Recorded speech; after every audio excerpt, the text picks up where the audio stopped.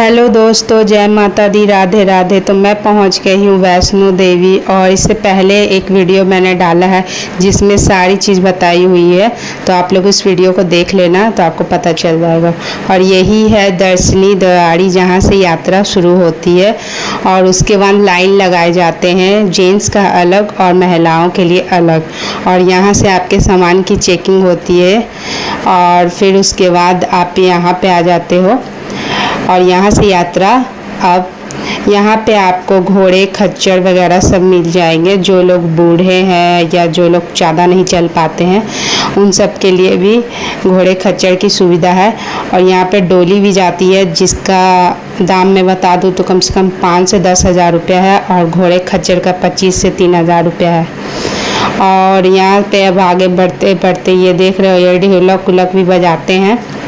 और यहाँ पे ये देख रहे हो लाठी है जो काफ़ी सारे लोग लेके चलते हैं, जिससे चलने में थोड़ी आसानी होती है। और ये है यहाँ का स्टूडियो। आपको हर जगह इस तरीके का स्टूडियो मिलेगा, एक से बढ़ के एक।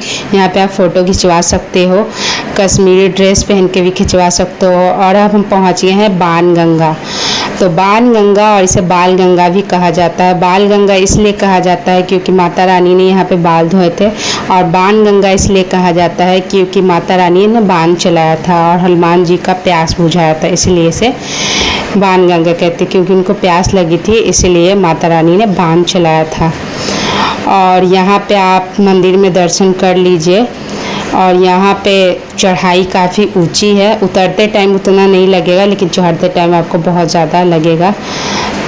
तो रात का टाइम है, अभी हम लोग चढ़ाई कर रहे हैं रात के टाइम। और यहाँ पे अब हम पहुँच गए हैं चरण पादुका मंदिर, इससे थोड़ा सा आगे है। तो ये है चरण पादुका जहाँ पे माता रानी ने भैरव बाबा को पीछे मुड़ के देखा था जब उनका वो पीछा कर रहे थे भैरव बाबा माता रानी के। तो अब यहाँ से आगे बढ़ते और अभी देख रहे हैं चांद कितना ज़्यादा लाइट मार रहा है, एक अलग ही सुंदरता, मतलब अलग ही लग रहा है। और हम लोग थोड़ा आराम कर रहे हैं यहाँ पे बैठ के क्योंकि चलते चलते थोड़ा सा थक गए हैं। और यहाँ पे बच्चों के लिए ये देख रहे हैं ट्रॉली जाती है बच्चों के लिए। अगर आप बच्चों को ले जा रहे हैं तो आपको ट्रॉली की सुविधा मिलेगी जिसका प्राइस 500 से 1000 रुपया, 1500, 2000, सब अलग अलग तरीके का दाम बताते हैं। तो उसके हिसाब से आप लोग अगर बच्चों को ले जाते हो तो अपना कर लेना। आप इसमें बार्गेनिंग कर सकते हो, आप मोल भाव करोगे तो थोड़ा दाम कम कर देंगे। तो यहाँ पे मेहनत भी बहुत है भाई, ऊंची चढ़ाई है तो पैसे लेना तो बनता ही है। और अब रात का टाइम ये देख रहे हो यहाँ से सीढ़ियों से भी आप जा सकते हो, पर मैं तो कहूँगी कि सीढ़ी से नहीं जाए। जल्दी पहुँचने के लिए तो आप पहुँच जाओगे पर आपके घुटने में दर्द हो जाएंगे, इसीलिए आप रास्ते से ही जाओ। और यहाँ पे आप खाते पीते जाओ, यहाँ पे हर चीज़ की दुकान है, हर चीज़ की सुविधा है। और रात के टाइम कटरा का नज़ारा कुछ अलग ही लगेगा। ये देख रहे कटरा शहर है, लग रहा है कि पूरा सितारों की तरह जगमगा रहा है, इतना खूबसूरत। सामने से देखोगे तो आपको बहुत ज़्यादा सुंदर लगेगा। और यहाँ पे हर जगह पे डस्टबिन भी है, इसलिए जो भी यात्रा करते हैं या खाते पीते हैं तो कचरा कूड़ा डस्टबिन में डालें। और अब हम पहुंच गए हैं चलते चलते। इसकी चढ़ाई काफ़ी ऊंची है, खड़ी चढ़ाई है। तो अब हम पहुंच गए हैं अर्धकुमारी जहाँ पे गर्भजून है, जहाँ पे माता रानी 9 महीने तक रही थी भैरव बाबा से छिपकर, क्योंकि वो उनका पीछा कर रहे थे। तो इसीलिए माता रानी 9 महीने गर्भजून में छुप कर रही थी। और जो लोग गर्भजून के दर्शन करना चाहते हैं उन लोगों को मैं बता दूं कि कैसे कर सकते हैं।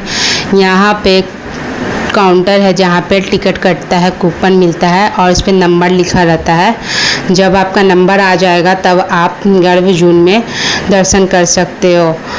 तो हम लोग भी काउंटर से टिकट लिए थे, हमारा कम से कम 2 घंटे बाद शायद नंबर आ गया था। तो हम लोग गर्भजून में दर्शन किए थे।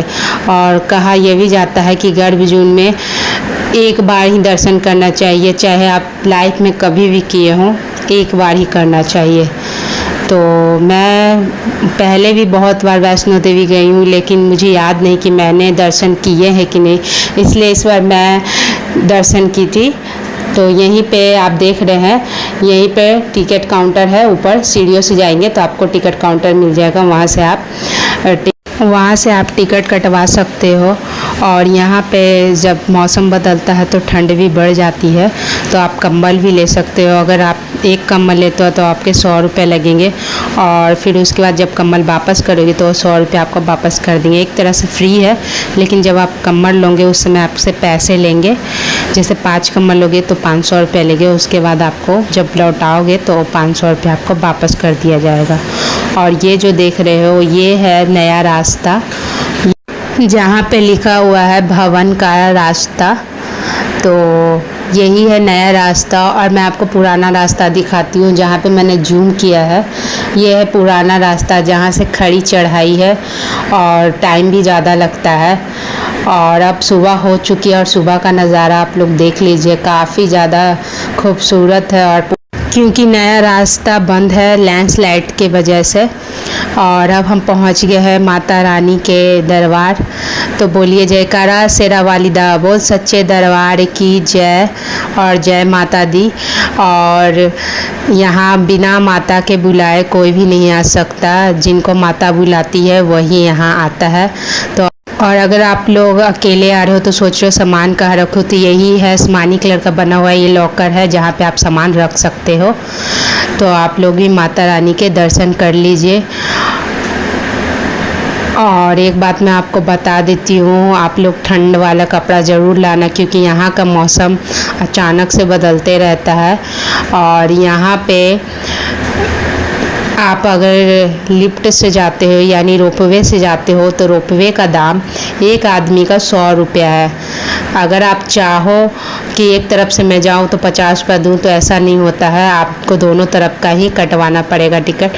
100 रुपया ही लगेगा, आप आओ चाहे नहीं आओ, लेकिन 100 रुपया ही लगेगा। और ये है माता रानी जी का प्रसाद। तो ये प्रसाद का पैकेट 100 या 150 रुपया में देता है। तो आप लोग प्रसाद इस तरीके से लेके चढ़ा लेना। मैं दर्शन कर ली थी, और दर्शन करने के टाइम वीडियो फ़ोटो ये सब लेना कुछ भी अलाउ नहीं है, फ़ोन ले जाना ही अलाउ नहीं है। और यहाँ पे जैसे ही दर्शन करके आई पूरा मौसम ही चेंज हो गया, पूरा धुंध छा गया।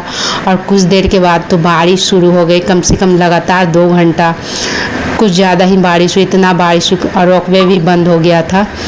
और यहाँ पे आप रोपवे के सीधा सामने देख रहे पुल, यहीं पर टिकट कटाता है रोपवे का। तो यहाँ पे हम लोग वेट कर रहे थे। अब हम पहुँच गए हैं भैरव बाबा मंदिर। तो यही है भैरव बाबा मंदिर। कहते हैं इनके दर्शन के बिना माता रानी के दर्शन अधूरे माने जाते हैं। तो आप लोग भी भैरव बाबा का मंदिर ज़रूर दर्शन करना जब आओगे तो। और यहाँ का प्रसाद घर नहीं ले जाया जाता, यहीं पे खा के ख़त्म कर दो या तो बांट दो।